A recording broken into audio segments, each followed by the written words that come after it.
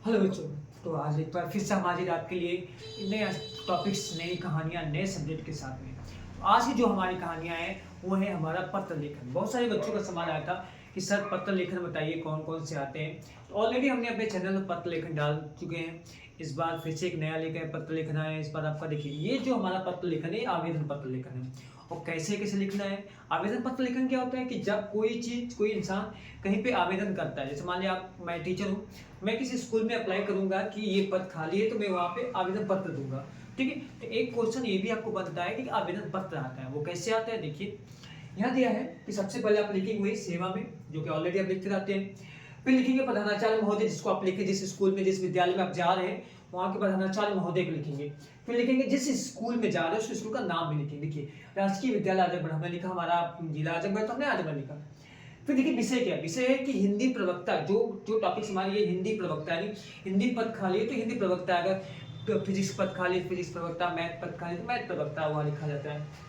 यानी कि हिंदी प्रवक्ता पद हेतु आवेदन पत्र। ये जो विषय है कि किसी विद्यालय है जिसका, उस विद्यालय का नाम है राजकीय विद्यालय, वहाँ पे हिंदी प्रवक्ता के लिए पद खाली है। तो यहाँ पे कोई टीचर है, जैसे एज ए टीचर मैं उसको अप्लाई कर रहा हूँ। ठीक है। तो मैं लिखा मान्यवर। ठीक है, जो वेबसाइट हमने लिखा मान्यवर। हमें आपके शिक्षा विभाग वेबसाइट से ये पता चला है कि आपके यहाँ पे पद खाली है। ठीक है। कौन सा पद खाली है? हिंदी का पद खाली है। ठीक है।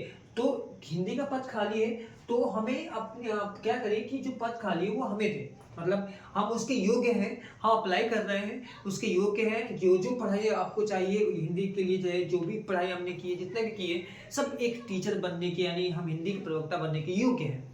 ठीक है। तो ये सारी चीजें उसी तरीके, देखिए हमें आपके शिक्षा विभाग वेबसाइट के माध्यम से पता हुआ है कि ये ज्ञात हुआ है कि आपके विद्यालय में हिंदी का एक पद खाली है, तो मैं इस पद के योग्य हूँ, मतलब मैं इतने पढ़ाई किया हूँ कि मैं इस पद के योग्य हूँ।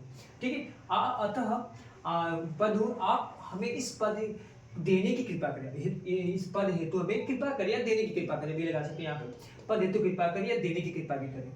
और जो भी डॉक्यूमेंट्स, यानी जिसको हम लोग आवेदन पत्र करते हैं, वो जो भी आप हमें आपको चाहिए हम उसको दे रहे हैं। ठीक है।